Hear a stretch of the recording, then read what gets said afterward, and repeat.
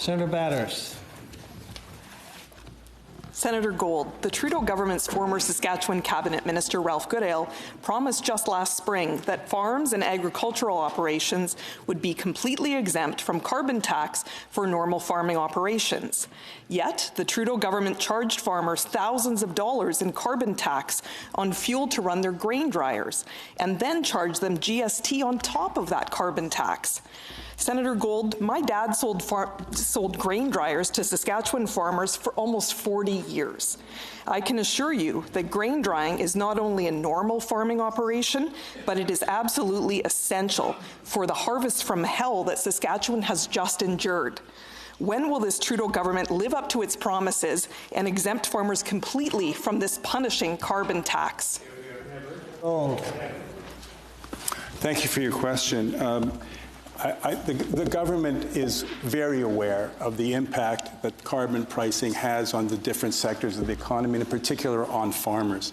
Though it remains committed to the view that putting a price on pollution, carbon tax, is the best way forward, it is listening and listening carefully to the concerns of those who are affected particularly strongly by it, and that includes the farming community.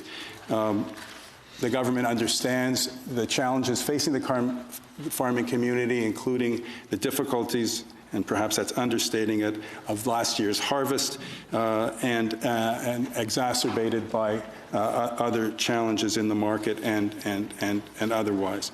I've been advised that the government is committed to finding practical solutions to the issues that farmers face, and that the Minister of Environmental and Climate Change is working closely with the Minister of Agriculture in an effort to find solutions. Others.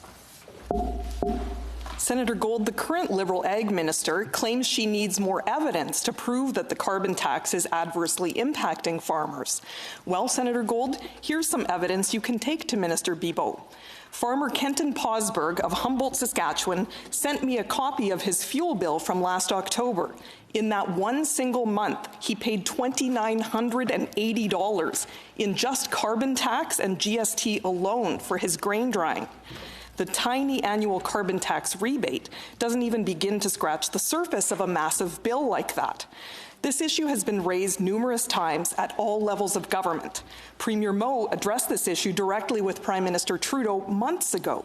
Farmers have given this government all the evidence it needs. It's time for a little less conversation and a little more action. When will your government finally deliver relief from this oppressive carbon tax? Senator Gold. Again, thank you for your question.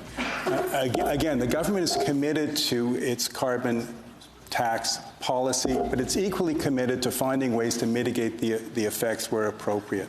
So the government will continue to work with farmers, will continue to listen to evidence, and continue to seek the best possible policy alternatives and solutions for the benefit of Canadian farmers and for Canada generally. Senator Housakis.